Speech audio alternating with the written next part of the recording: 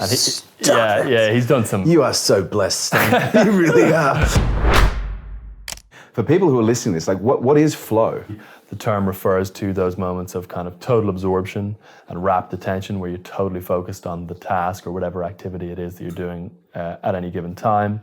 And in that state, oftentimes people experience time dilating, where hours go by and what feels like minutes. It depends on kind of what activity you're doing. Throughout that state, and there's a ton of research to back this up, performance, mental and physical, goes through the roof. So flow specifically is that, it's a very kind of esoteric or like vague or ephemeral thing. It's like, because people mention flow and it's like this state of consciousness, and oftentimes people ask, well, what is a state of consciousness in the first place?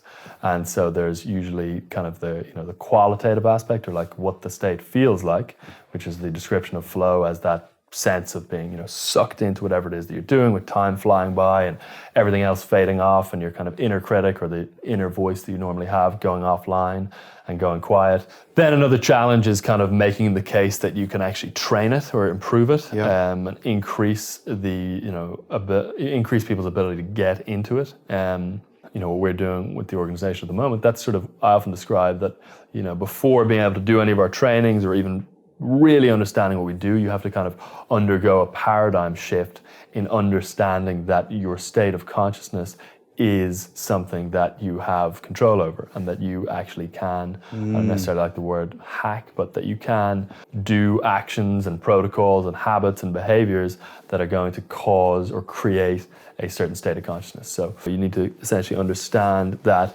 this kind of ephemeral, elusive state of consciousness that often just kind of happens to us and comes about randomly through things that we don't necessarily have full awareness over or control over or choice over, is actually something that you can, kind of reliably recreate on demand with consistency.